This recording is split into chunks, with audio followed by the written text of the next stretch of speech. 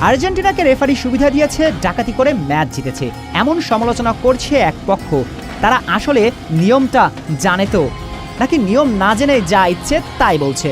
চলুন সালারটা কেন foul call করা হলো না আর আর্জেন্টিনারটা কেন ফাউল ধরা হয়েছিল সেই আলাপে আসা যাক। ছবিটা ভালো করে খেয়াল করুন। সালার পায়ে যখন ধাক্কা লাগছে তার আগেই বল সালার নিয়ন্ত্রণ থেকে দূরে চলে যায়। আবারও বলছি, সালার পায়ে আঘাত করার আগেই বল সালার নিয়ন্ত্রণের বাহিরে। এমন পরিস্থিতিতে ফিফার নিয়মটা স্পষ্ট।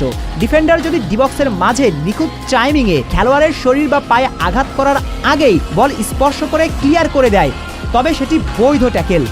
বল চলে যাবার পর অনিচ্ছাকৃতভাবে দুজনের মাঝে যে ধাক্কাধাক্কি হয় তা ফাউল হিসেবে গণ্য হবে না। তাহলে লক্ষ্য করুন, সালার পায়ে যখন আঘাত লেগেছে তার আগেই বল সালার নিয়ন্ত্রণের বাহিরে। এরপর অনিচ্ছাকৃতভাবে ডিফেন্ডারের টাচ লাগে সালার পায়ে, এটা কখনোই ফাউল নয়। এবার আসুন আর্জেন্টিনারটা কেন ফাউল হয়েছিল এই আলাপে। এক্ষেত্রে পরিস্থিতি ছিল পুরোটাই ভিন্ন, কারণ লিসান্দ্রো মার্টিনেজের বল দখল হারানোর পেছনের মূল কারণ ছিল প্রতিপক্ষের ফাউল।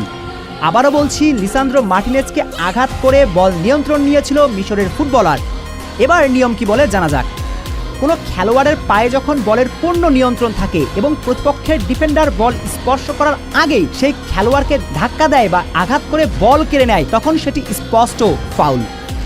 অর্থাৎ আর্জেন্টিনা একেবারে ফুটবলীয় নিয়মেই জিতেছে, তাই এই ম্যাচ নিয়ে অন্যদের কান্নাকাটি করে খুব বেশি লাভবান হওয়া যাবে না।